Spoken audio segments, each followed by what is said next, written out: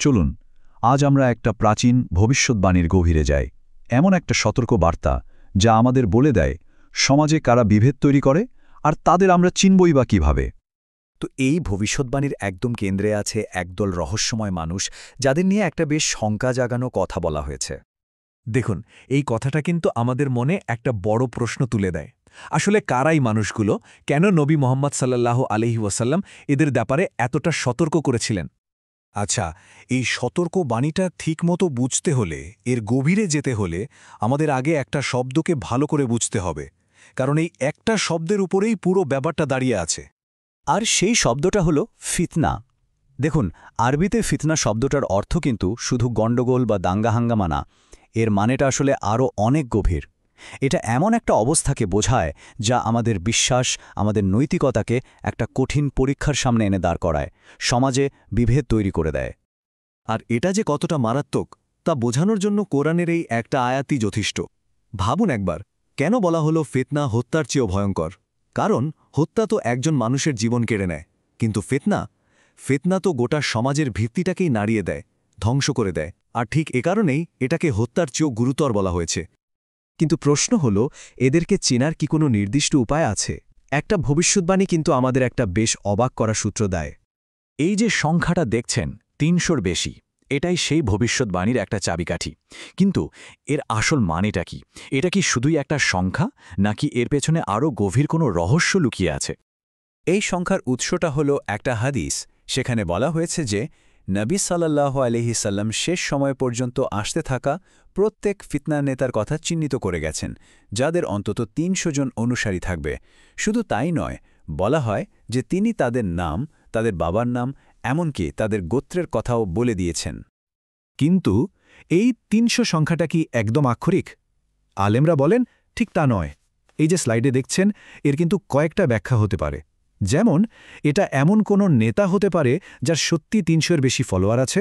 আবার এটা এমন কোনো প্রভাবশালী ব্যক্তিত্বকেও বোঝাতে পারে যার নিজের একটা আলাদা আন্দোলন বা পতাকা আছে। মানে মূল কথাটা হলো, এটা একটা প্রতীকী সংখ্যা, যা দিয়ে এমন সব ব্যক্তিদের বোঝানো হচ্ছে যাদের সমাজে বড় ধরনের প্রভাব ফেলার ক্ষমতা আছে। তাহলে মূল প্রশ্নে ফেরা যাক। এই প্রভাবশালী ফিতনা সৃষ্টিকারী মানুষদের আমরা চিনব কিভাবে? চলুন এবার তাদের 7টা নির্দিষ্ট লক্ষণের দিকে নজর দেওয়া যাক। প্রথম লক্ষণটা আমাদের একদম শুরুর সেই ভবিষ্যৎবাণীর কথা মনে করিয়ে দেয়। তাদের কথায় থাকবে মধু, কিন্তু ভেতরে, অন্তরে থাকবে কেবলই বিদ্বেষ। সহিহ মুসলিমের এই উক্তিটা ঠিক এটাই বলছে। তাদের কথা শুনতে হয়তো খুব আকর্ষণীয় লাগবে, খুব যুক্তিযুক্ত বা আবেগঘন মনে হতে পারে, কিন্তু এর আড়ালে লুকিয়ে থাকে শুধু ব্যক্তিগত স্বার্থ আর জনপ্রিয়তা পাওয়ার লোভ। দ্বিতীয় লক্ষণটা কিন্তু আরও সূক্ষ্ম, আর তা হল এরা ধর্মের নাম ব্যবহার করেই বিভ্রান্তি ছড়াবে।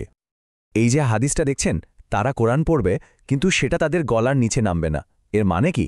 এর মানে হলো, তারা হয়তো ধর্মগ্রন্থের কথাগুলো খুব সুন্দর করে বলবে, কিন্তু এর যে আসল শিক্ষা, যে স্পিরিট, সেটা তাদের অন্তরে পৌঁছাবেই না। তারা নিজেদের সুবিধামতো এর ভুল ব্যাখ্যা দাঁড় করাবে, আর সেই বিকৃত চিন্তাটাই অন্যদের ওপর চাপিয়ে দিতে চাইবে। তৃতীয় লক্ষণ, এরা সমাজে বিভেদ তৈরি করবে। নতুন নতুন দল, নতুন উপদল তৈরি করবে আর নিজেদেরকেই একমাত্র সঠিক বলে দাবি করবে। আর যারা তাদের সাথে একমত হবে না, তাদেরকেই শত্রু হিসেবে দাগিয়ে দিয়ে মুসলিমদের ঐক্যে ফাটল ধরাবে। সহিহ মুসলিমের এই হাদিসটা ঠিক এই ব্যাপারেই আমাদের সাবধান করে। এই মিথ্যা নেতারাই সমাজে নতুন নতুন দল তৈরি করে বিভেদটাকে আরও বাড়িয়ে তোলে। এদের চতুর্থ লক্ষণ হল, তারা নিজেদের বিশ্বাসকে দুনিয়াবি লাভের জন্য বিক্রি করে দেয়। সেটা ক্ষমতা হোক, খ্যাতি হোক বা সম্পদ, যাই হোক না কেন। কোরআনের এই আয়াতটা তো একদম পরিষ্কার করেই বলছে যে তারা সামান্য পার্থিব লাভের জন্য সত্যকে গোপন করে। সোজা কথায়, নিজেদের সুবিধার জন্য তারা ধর্মীয় আদর্শের সাথে আপোষ করতে দ্বিধা করে না। পঞ্চম লক্ষণটা হয়তো সবচেয়ে সহজে চোখে পড়ার মতো একটা বিষয়। তাদের কথা আর কাজের মধ্যে আকাশ পাতাল ফারাক। বিখ্যাত আলেম ইবনে কাসিরের এ উক্তিটা ব্যাপারটা আরও পরিষ্কার করে দেয়। তারা মিষ্টি কথা দিয়ে মানুষকে কাছে টানে, কিন্তু তাদের কাজের ফল হয় মারাত্মক, ধ্বংসাত্মক। দেখবেন, জনসমক্ষে তারা খুব ভালো মানুষ সাজার ভান করে, কিন্তু আড়ালে গিয়ে তারাই সমাজে গুজব আর পরনিন্দার বিষ ছড়ায়। ষষ্ঠ লক্ষণটা হল ভারসাম্য নষ্ট করা। এরা মানুষকে ধর্মের যে সহজ সরল মধ্যমপন্থা, সেখান থেকে সরিয়ে চরমপন্থার দিকে ঠেলে দেয়।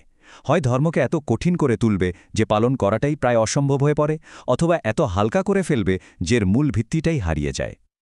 আর সবশেষ, সপ্তম এবং চূড়ান্ত লক্ষণ, এদের মূল উদ্দেশ্যই হল মানুষের মধ্যে বিভেদ তৈরি করা। তারা বন্ধুতে বন্ধুতে, ভাইয়ে ভাইয়ে অবিশ্বাস আর সন্দেহের বীজ বুনে দেয়, আর এভাবেই পুরো সমাজটাকে ভেতর থেকে দুর্বল করে ফেলে। তো এতগুলো লক্ষণ জানার পর মনে স্বাভাবিকভাবেই প্রশ্ন আসে, এই ধরনের পরিস্থিতি থেকে বাঁচার উপায়টা কি? মজার ব্যাপার হলো, ভবিষ্যৎবাণীতে শুধু সমস্যার কথাই বলা হয়নি, এর থেকে সুরক্ষার পথও দেখিয়ে দেওয়া হয়েছে। এ ব্যাপারে নবীর নির্দেশনা কিন্তু খুবই পরিষ্কার আর কার্যকরী। স্লাইডে যেমনটা দেখা যাচ্ছে, প্রথমত সংঘাত থেকে নিজেকে পুরোপুরি সরিয়ে রাখা। বলা হয়েছে যে বসে আছে সে দাঁড়িয়ে থাকা ব্যক্তির চেয়েও নিরাপদ, মানে বিবাদে না জড়ানোই সবচেয়ে ভালো। দ্বিতীয়ত, নিজেকে নিয়ন্ত্রণ করা, নিজের জিহ্বা আর হাতকে এমনভাবে সংযত রাখা যাতে কোনো কথা বা কাজের মাধ্যমে পরিস্থিতি আরও খারাপ না হয়ে যায়।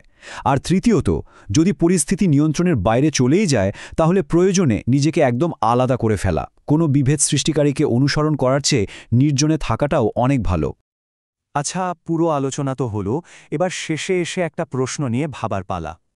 এই প্রশ্নটা সবার ভাবনার জন্য রইল। তথ্য আর বিবাদের এই যে যুগ, এই সময়ে দাঁড়িয়ে সত্যিকারের রক্ষাকবচ আসলে কোনটা? গভীর জ্ঞান, স্বচ্ছ বিচারবুদ্ধি, নাকি অটুট বিশ্বাস?